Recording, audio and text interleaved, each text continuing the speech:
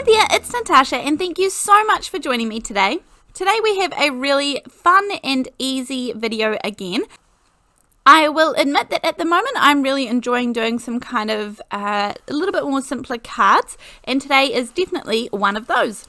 Now I did have all this range of papers out thinking that I would kind of do some layering, or maybe I would do it out of one or the other, but I ended up keeping this really plain and simple. I have a scrap piece of white paper here.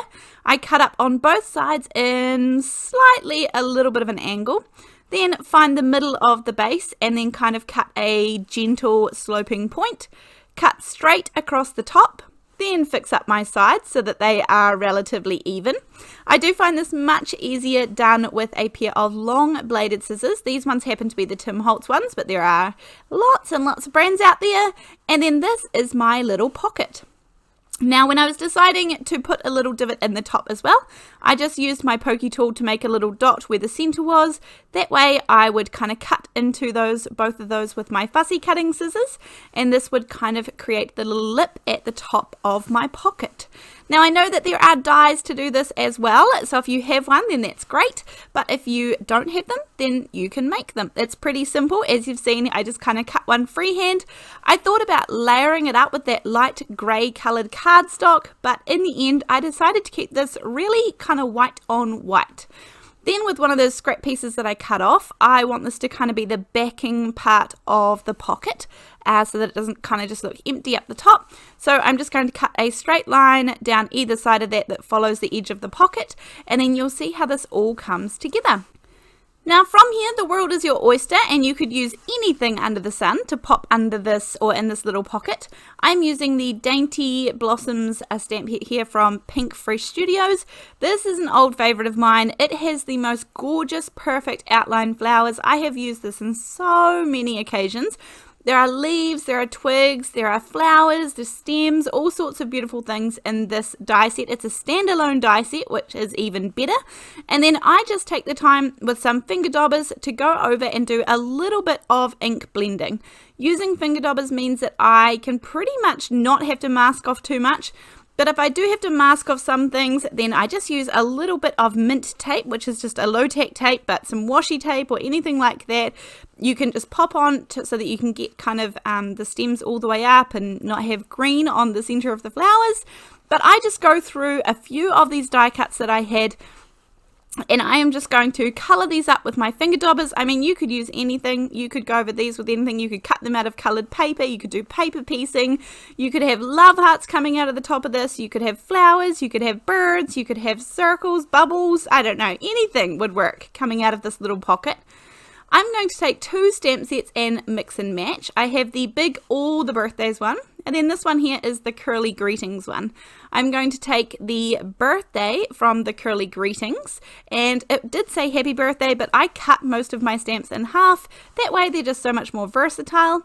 I'm going to pop this in a stamping platform, maybe just so I can line it up perfectly straight, and I don't want to cut the pocket again just in case it doesn't stamp perfect, but using the VersaFine Onyx black ink to stamp usually means it's going to do a pretty good job. I have a lot of faith in this ink.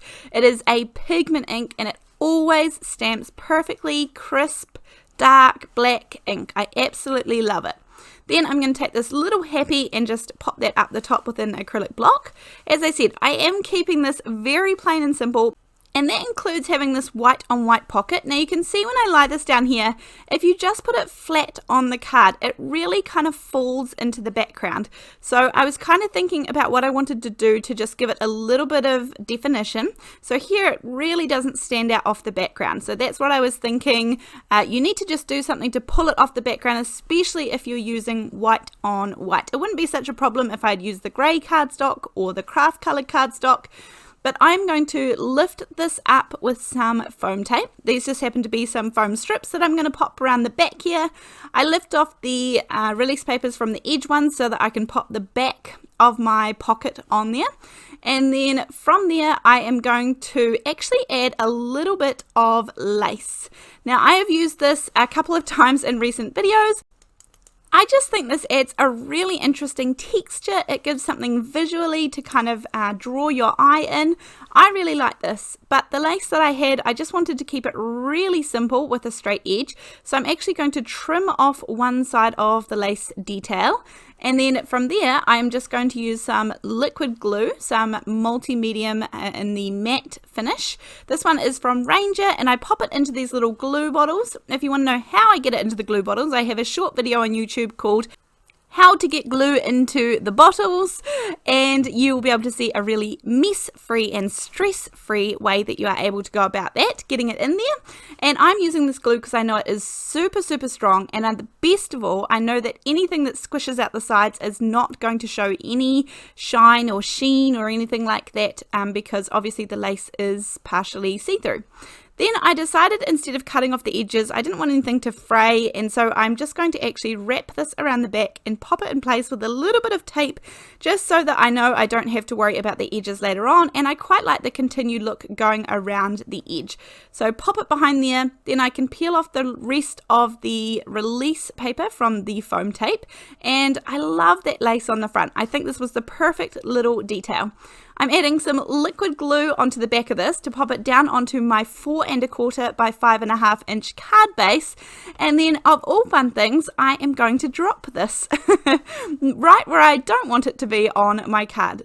And as I was saying before, this is one of the good things about the glue that I use, because if this were a glue that did leave a shine or a sheen, I wouldn't be able to do what I'm about to do, and I just wipe it off with my fingers. There is no marks left on the card, and I know that you're not going to be able to see it at all, so I don't have to ruin my card base.